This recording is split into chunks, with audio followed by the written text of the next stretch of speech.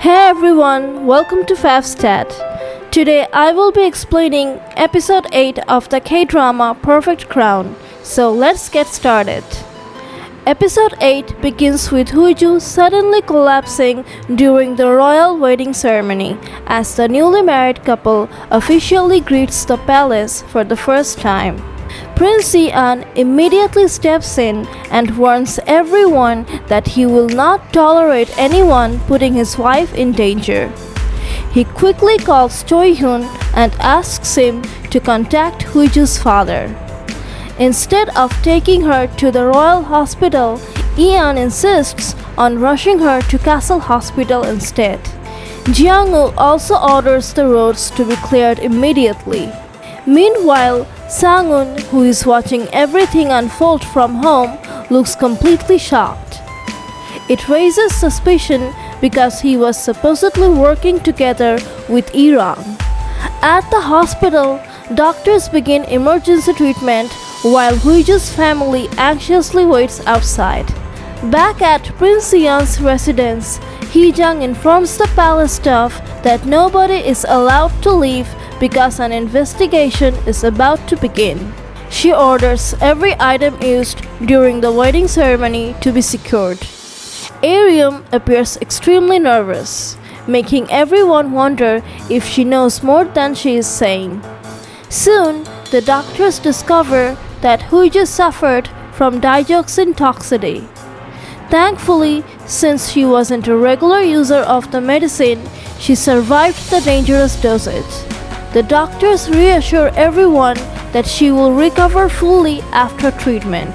Hyun-guk becomes furious and confronts Prince Ian, asking if he plans to ignore what happened.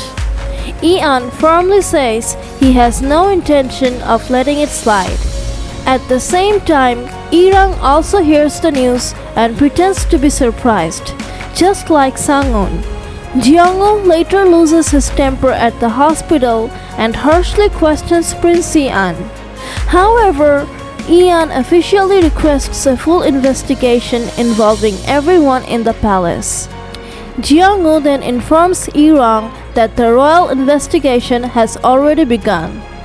Even though she objects, he reminds her that Prince Ian is currently acting as regent, so his orders must be followed. Soon after, Jeong-woo holds a press conference and publicly announces that even the royal family will be investigated. Both the media and the public are stunned because something like this has never happened before. Meanwhile, palace staff members are questioned one by one, and once again, Arium appears visibly shaken. Back at the hospital, Huiju finally regains consciousness and finds Da-young, Taeju, and Choi-hyun by her side. At the same time, Prince Ian quietly reflects on his late father's words, wondering if the situation is somehow punishment for his own desires and ambitions. He remembers the painful moment when his father accused him of wanting the throne. The moment Court Lady Jin-suk informs him that Huiju is awake, Iran rushes straight to her room. He tightly embraces her while everyone else quietly leaves the room. With tears in his eyes, Ian admits how terrified he was of losing her. Huiju gently comforts him instead. Unfortunately, the emotional moment is interrupted when Jeong-woo arrives to take Ian in for questioning. Ian agrees to cooperate but asks Choi-hyun to stay behind and protect Huiju. During questioning, Prince Ian reveals something shocking. He believes he was actually the intended target because he occasionally takes the same medication involved in the incident. If he had consumed the drink himself, the outcome could have been devastating. Huiju comes to the same realization while speaking with Jeong-woo. She remembers sleeping near the ceremonial table earlier, which accidentally caused Court Lady Jin-suk to switch the cups while reorganizing them. Worried about Ian, Huiju insists on seeing him immediately, surprising Jeong-woo with how deeply she cares for him. Although Choi Hyun refuses to let her leave the hospital, Jang-woo promises to deliver her concerns personally. After the questioning ends, Jang-woo advises Prince Hee-an to return to the palace where he can better protect himself and Huiju. He promises Huiju will join him once morning comes. At the same time, Jang-woo secretly orders investigators to look into Irang and her father after discovering they had access to Prince Hee-an's medical records. Meanwhile, Irang quietly tells Court Lady Lim to clean up any possible loose ends because the investigation uncovers more secrets. Prince Hee-an also increases palace security and replaces several attendants. He is determined to build a safe environment around Huiju. At the hospital, Huiju can't sleep and spends the night reading news articles about the incident. Ian calls to check on her and tells her she will soon move into the palace.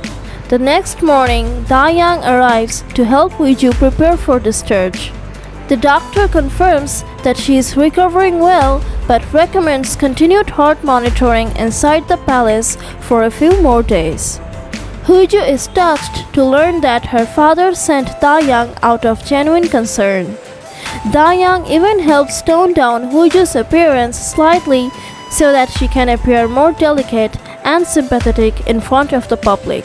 Thanks to the royal PR team, public opinion quickly shifts in Huju's favor. Irang notices that the public is now supporting Huiju and pretends to warmly welcome her into palace life. She also offers to temporarily handle Huiju's royal responsibilities. However, Prince Hee-an immediately rejects Prince Young's request. Thankfully, the young king sincerely welcomes Huiju into the palace. The child king also seems nervous about the ongoing investigation, but Huiju calmly explains the situation in a way he can understand. Meanwhile, Prince Hee-an becomes extremely strict about who is allowed near Huiju. Still, he becomes adorably flustered when she asks to spend time alone with him. During their private moment, Huiju admits she fears he may have been the true target all along. She gets upset when Ian says he doesn't care what happens to him as long as he remains safe. She playfully hits him with a pillow, and he simply laughs while calming her down. Her mood improves after learning that Ian refused to let Irang take over her responsibilities. Because Huiju is temporarily recovering, Choi Hyun and Hee Jung assist with royal duties together. During this time, Choi Hyun reveals that he was abandoned as a child outside Prince Hee-an's residence. Even so, he says he grew up surrounded by warmth and kindness, and his optimistic attitude deeply touches Hee Jung. As expected, Irang is furious after hearing her request was rejected. When Sang-un visits her, she warns him to stay away from the palace for a while to avoid suspicion. But Sang-un doesn't seem worried at all. Meanwhile, Jang-woo confirms Huiju's theory about the Swiss ceremonial cups. Surprisingly, Aryum later visits him looking extremely anxious.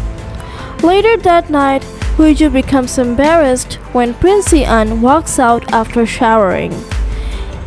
He playfully teases her about finally acting like a real married couple, making her heartbeat rise instantly. Iran refuses to sleep separately and instead stays close beside her. When Huiju asks him to turn off the heart monitor, he refuses, saying the sound reassures him that she is safe. Huiju softly kisses him to comfort him, and he responds with a gentle kiss on her forehead. The next morning, Huiju learns that Choi Hyun will officially become her aide, while Hee Jung will assist Prince Hee-an. Soon after, the royal aides prepared the couple for their first public appearance as newlyweds. The event takes place at their former high school, where Jeong-woo is supposed to give a speech while Prince Hee-an presents scholarships. Eun is impressed by Hee Jung's sharp instincts and professionalism.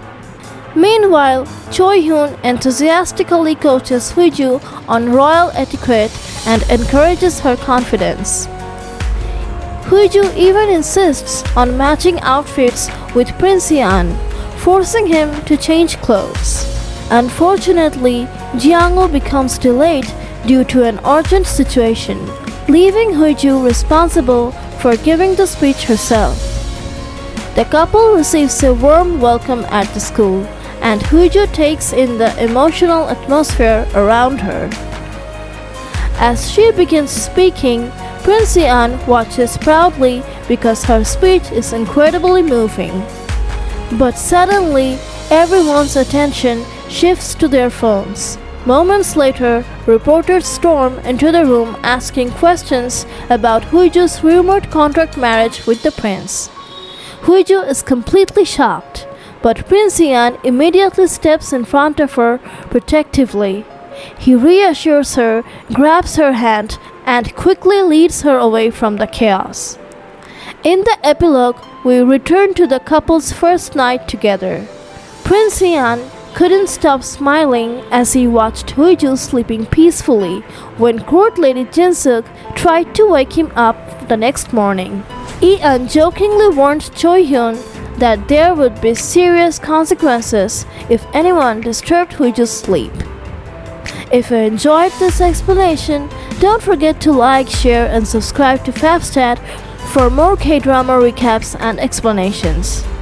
Also, leave a comment below and let me know your thoughts about this episode. I will be back soon with the next episode recap. Thanks for watching.